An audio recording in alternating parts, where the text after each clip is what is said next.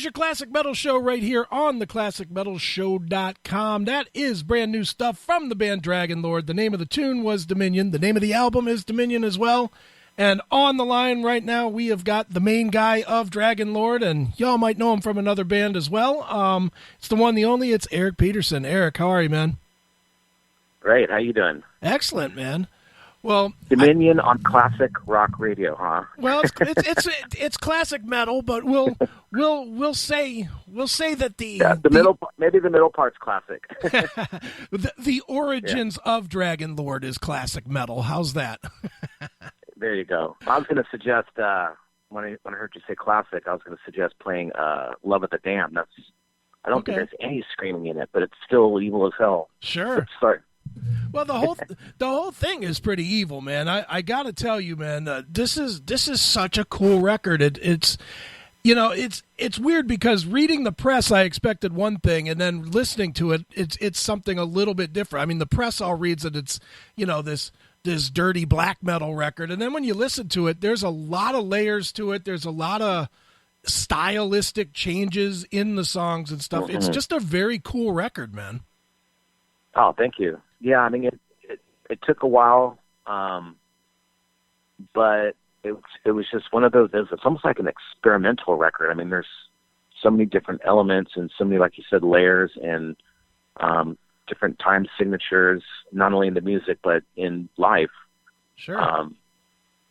Just going back and trying different things and having the time to be able to do that at the same time being tardy. Just like crap, but. With every problem, there was always a gift for me. I just had to work for it, but there was always something that made it better, even though it was not cool turning in on time. So right. Well, yeah. And that's the thing with this record too, man. It from what I read anyway, it took you 4 years to complete it, which I guess that makes sense with your never-ending schedule with Testament. But at the same time, it's definitely got to be, and I'm guessing here, tell me if I'm wrong, but I'm assuming that it's really hard to keep focus on music when you cannot really lock in on it full time, no? Well, you're half right on that, yeah. Okay. The main thing was there was just some hiccups in the beginning, and then once it got going, there was too much excitement of what we could actually do now. And with the new drummer, that was the older drummer, the original drummer John Allen. For a lack of better words, we just couldn't pull it together to get him in to jam with us. He was going through some stuff, and but when I got the new drummer, it was so inspired that I was just like changing stuff, like, okay, wait, I could do this now. Right. And by the time I got it right, I didn't have enough time to finish all the other parts, which sucked. But by waiting, I ended up getting Leah involved and getting her to do redo all the female choirs, and then getting her to improvise on the song called "Love at the Dam," where it's kind of like a duet between us, and her singing the end part without. I only had a storyboard. It's about Dante's Inferno, where Beatrice gets taken to the underworld, and so she's singing at the end. It sparked ideas for me. So I mean, it's just all these weird Ouija board things going on.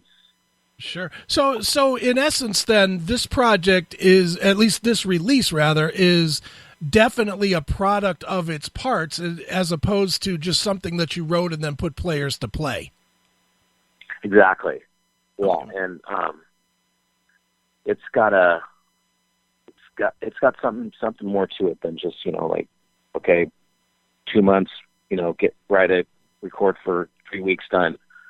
This has got a lot of little nook and crannies and reasons why it has those layers. It's kind of weird. Well, tell me this, Eric, just because I'm not a musician, so I don't always understand this part, but the drummer that you're talking about is Alex Bent, who's also in Trivium, and anybody that knows Trivium knows what they do, and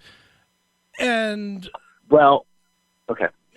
But my question, though, is that how do you find somebody that has the capability of doing something other than what people know them for? Did you know that he had well, see, other here, styles? Let's rewind. Okay. Let's rewind. He didn't even know who Trivium was when I jammed with him. Okay. So Trivium came years later. Okay. So Alex, when he jammed with me, he had long hair, and you'll see it in the video coming out next week. We're going to be launching the Northlanders song, but yeah, I mean, he was just a kid that had some other projects going on and just really crazy music, and that's what he was known for in the scene in the Bay Area. It's just, mm-hmm. This is the up and coming blaster, just crazy drumming. Neil Peart meets Nick Barker or something. It's just nuts. Okay. Yeah, I mean, now that stuff kind of came later, and also his, doing some shows with Testament since he was working with me, and Gene, we needed to replace Gene on a couple of bigger festivals. One being the, I forgot what it's called in Japan. It's one of the biggest one, Rock and Ream, I think. Okay. Maybe that's not it. I don't know. And then the Montreal Festival in Canada, and he kind of stepped in for Gene on that. So, and then I think at the same time, he also got scouted, and he was in the band. I think he even did the record with them. Oh man, that band from the Midwest. I'll think of it later. Do you know his history at all? I really don't. I do not know his. Okay. I only knew of the Trivium work. Yeah, no, he was in another band that has a record. I'll think of it later. But anyway, yeah. So moving on. I think even since we're on the topic of Alex, I don't even think he knew what he really did on this record until like maybe a year later when I played him. Like, hey, listen to it with the keyboards now and everything, and he was just like looking at me like, what? I did that? Nice. So, very cool, man. Well, yeah. with this record, Eric, it definitely does seem like you're exploring. I don't want to say new areas, because I have a feeling that you're one of these guys that is always exploring new areas. I mean, even just if people only know you from Testament, there are definitely different sounds that come out of your guitar, because it does seem like you're always challenging yourself to find different things. So is Dragonlord, in a sense, maybe a project where you have ideas that just don't find their way into the framework of Testament, more or less? Yeah, and also I'm in a whole different frame mind to begin with, because a lot of the stuff that I come up with in Dragonlord is bounced off of my keyboard player. Okay. So there's that element that would never cease to exist, like, it's not like I sit there and write a riff and go, well, what band should get this riff? It's like when I'm working with Lyle, we're jamming off each other. It's like, it's a Dragonlord song because we jammed. Right. Okay. Okay. It came from that source. Whether I wrote it or not, I still was influenced by some crazy piano stuff he did, or some kind of chord hitting stuff or whatever. Just so yeah, it goes back and forth like that. So, I mean, there's been a couple of times where I've heard people go, I could almost hear that in Testament. I'm like, well, right on. I mean, right. I'm the guitar player, so why not? Right. And to be fair, they're probably, because you're the guitar player of Testament, they're probably looking for that anyway. Exactly. Right. Certainly. Exactly. But there's enough differential to separate it, I think. Sure. Now, are you one of these guys that keeps a recorder with you all the time and saves riffs, or do you write riffs on the spot when you're in creative mode for Project A or Project B? I'm mostly it's when I'm at home, but I mean, I do, if I get an idea on the road, I'll record it on my phone. Okay. Especially if it's something I like. I'm like, I've already gone through where I know that, like, I'm not going to remember that, even though it's a killer riff. Right. No, that makes sense. I'll tell myself, wow, there's no way I could forget that. And I've, went up front, got something to drink, came back, and went, what? Wait, what? Right. certainly. I know the chording position, but I don't remember what was the cool, what was the cool picking part of it. Mm-hmm. Are there songs, and I mean this would probably be more the old stuff, but are there pieces that you hear now and you don't even realize that they were you? Like if you listen to something off the New Order or something, and you hear a piece of that, or do you? Yeah, I mean, there's definitely songs that I think we should have played and we never played ever. Okay. And I'm kind of go, wow, why? How did that one get missed? Sure. But it gets to the point with a band like us that we have so much history that you kind of stick to your guns. You stick to what you got to play the title tracks. You got to and we've been stepping out there lately and playing some more obscure stuff like Throne of Thorns and Talk to the Gods and Low and Hiroshi Doshi. Right. Cool. Just crazy stuff, Sure, absolutely, man. Well, I did see a quote from, I think it was Chuck, maybe it was you, that said that you guys are starting the process to do the follow up to Brotherhood. Is that going to leave you the ability to maybe play any shows with Dragonlord, or is that just not something you're looking to do, or what?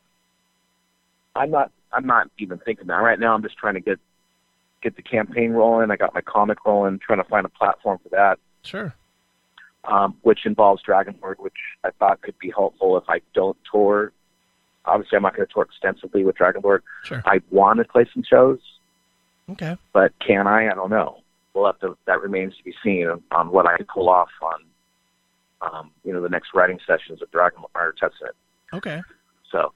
Okay, fair enough. Well, you definitely want to. I mean, there's some, really cool older classic stuff we've done, and then some of the new stuff is definitely. I just wouldn't want to go out and just play for the sake of playing, and I mean, I got too many ideas to where I would spend a lot of my money just to make it look cool. You know what I mean? Right. Sure. Like, damn. No, I mean, I wouldn't want to just go out there and just do it for the sake of doing it. Right. No, that makes sense. Well, you mentioned the comic book. Talk a little bit about that. The comic book is called The Burner. Talk a little bit about that. So the whole inside of the Dragonlord record, each song has its own piece of art, which is like graphic novel style, kind of, comic book style. Something like Elric or Leda Mechanica, or just that more newer type of comic where it looks real, but it's not. So yeah, each page kind of represents the song, and one piece came up. It was for Northlanders. There's this character, and we were dubbing him the Burner. Okay. And it's like this black metal dude with a half skeleton face, and there's a church burning behind him. I showed that to somebody that was doing some comic book stuff for Testament, and I kind of told him the whole story, gave him like a preamble of what it could be, and he drew some sketches and of what I didn't even realize that I told him this whole story, and he kind of sketched it out, and before you knew it, I mean, within 3 weeks we had this whole plot. Okay. And it was going to be a Dragonlord comic, and then we were like, well, Dragonlord's awesome and killer, but people really don't know. Right. So we were like, you know what, we want to do something longevity. It should be a character, and then Dragonlord should be in the comic. Okay.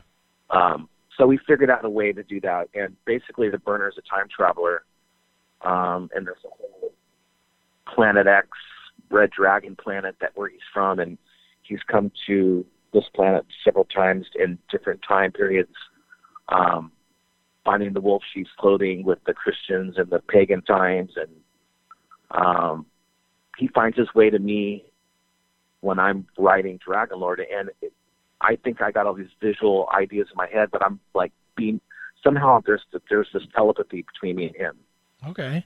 And he's been summoned from the planet. Like, why am I being sucked into this vortex here? And blah, blah, blah, blah. And it's kind of tripping. The art really, I mean, maybe the story sounds kind of weird, but when you see the art and how it all goes together, it's kind of cool. I don't know where we're going to go with it from there, but now that I've seen it, I'm like, okay, there's like all kinds of different ways to go. Sure. And it feeds your creative style too, because it lets you be creative in yet another way. Yeah. I mean, now I'm thinking bigger, like, man, I mean, this is how, Dragonlord could be an animation band, kind of like Death Clock, but not with all the pun, Right. Sure. It would be more like making if Braveheart was an animation movie. I wouldn't want it to be goofy. It would be serious as hell. It would be, Sure. Definitely. Yeah, all the adult stuff. Absolutely, man.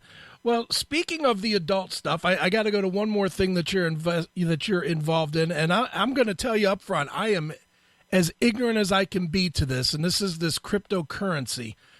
Oh boy, okay. I read about this, and I read that you guys are involved with something called Privacy, and that it's cryptocurrency.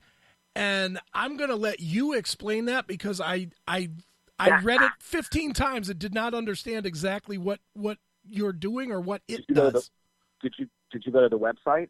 I did, and I'm like I said, okay. I don't here's where I get lost. Where it says I get lost, I understand that it's a form of currency, and I understand that it's all private. What I don't understand is how you protect yourself if you use it from getting ripped off. Okay, so it's a new currency, and it's actually doing pretty good. We're looking at the numbers compared to, there's a lot of them that are trying it, and we're like up at the top. Okay. So it's a little bit more, it's gamble. It's, it's something new, but the thing is it's so low to try it out and to get into it, and just we're introducing that whole as much as just to try it, for 8 cents a share. You could, I'm going to spend $100. I don't care. Sure. And just and then maybe it's going to turn into something, it's just it's kind of like it's a gamble, but mm-hmm. at the same time, you look at the history of the Bitcoin and this whole new, I'm new to it too, so I can't give you a definite answer. Okay. But I was told that on our website that it's got instructions on how to get your wallet going and to get into that bit of it. Okay.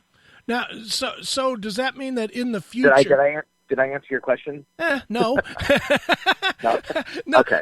So what was your question? Here's what I guess there's two parts that I don't understand, and maybe I didn't ask the question. Okay, so I understand that it's a newer form of currency, but I don't understand where, like, say I wanted to use it, where would I use it at? Is it going to be something that's on websites like PayPal, or is it going to be? It'll get once it grows and it becomes something, then you can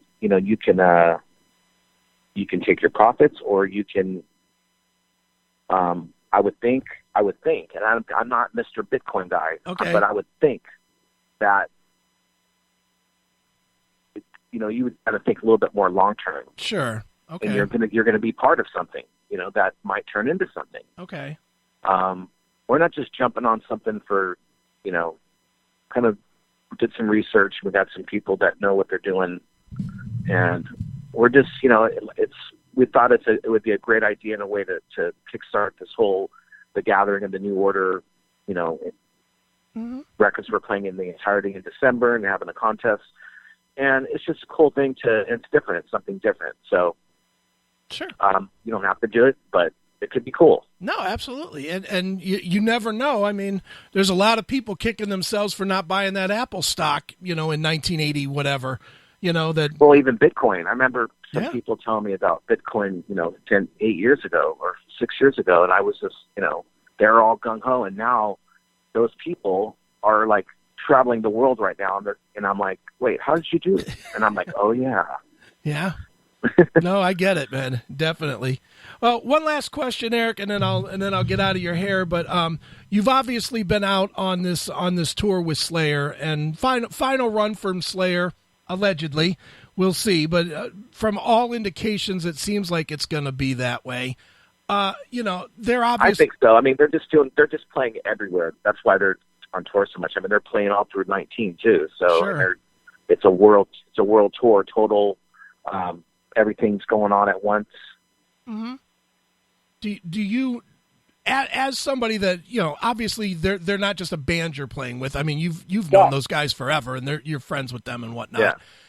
And enough to know, with them deciding to retire, does it, A, you did say that you think it is the end for them, but B, does it make you question your own longevity with Testament? Because, Testament came out not that far after Slayer. Well, I don't know what's making them, they're, deciding that. I mean, we're a whole different animal. I mean, Sure. look at, the Beatles versus the Rolling Stones. I mean, Right, the Rolling right. Stones are in their 70s and they're touring. So I mean, it depends on the chemistry of the band and what's going on personally. I don't know all that, but Okay. they're going out with a bang, and it's awesome. Right. But hey, that question you had about the crypto. Yeah. When you buy a share, your question was, when you buy a share, how do you use it Right. to buy stuff? So I think you have to let it grow a little bit. Okay. Is it?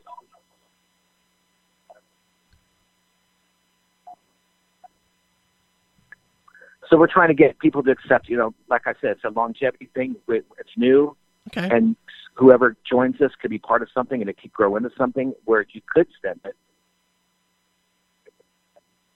Yeah. Okay. Well, I'm on the radio right now, so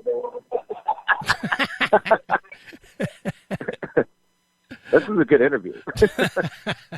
Thanks. But no, I mean, look, it's something cool that people can be part of, and Sure. we're introducing it to people, and the instructions are on the website, and it could turn into something cool for adding, to spend money on, and it could grow. Right. Okay. Yeah. Awesome. Well, Eric, Yeah. obviously, man. Well, you heard Chuck. What? I said you heard Chuck. Right. That's funny. Or maybe you did. I don't know. Right. Well, Eric, for now, people can use their regular greenbacks, I guess, to go out and buy the new Dragonlord record. It is called Dominion. It's when is it out? It comes out September 21st, Okay. and it's not connected to what we were just talking about. Sure. It's strictly symphonic black metal. Right. It's got a little bit more to it than that. There's a lot of different influences. I put a lot into it, and it deserves the metalheads' ears at least to check it out, because it's a good piece. I'm very proud of it. I mean, it's for as long as it took and everything we put into it, and I just can't wait for it to come out, and just the whole everything with it. I mean, the label is so excited about even putting it out on a gatefold vinyl. Nice. And I just heard that. Actually, that sounds better than the CD. Like, nice. Oh my God. Very cool, man. Well, Eric, why don't you pick a tune from the record to wrap the interview up with? Maybe tell us a story about it. This one is called Love of the Damned, and it's kind of like a Sabbath-y. It reminds me of something that you'd hear on Mob Rules, but it's not Sabbath. It's just the vibe of it. And I went into that thinking I had a storyboard about Dante's Inferno where Beatrice gets taken to the underworld, and Dante's got to prove himself, of his lies and just all the stuff that he hid behind Christianity to do the bad things that he did and blah, blah, blah. But in my story, due to Leah singing this one part, like just offhand, she actually stays there and falls in love with the Prince of Darkness. And the song is called Love of the Damned. All right, well, let's check it out right now. It is brand new stuff from Dragonlord. It's Love of the Damned right here on your Classic Metal Show.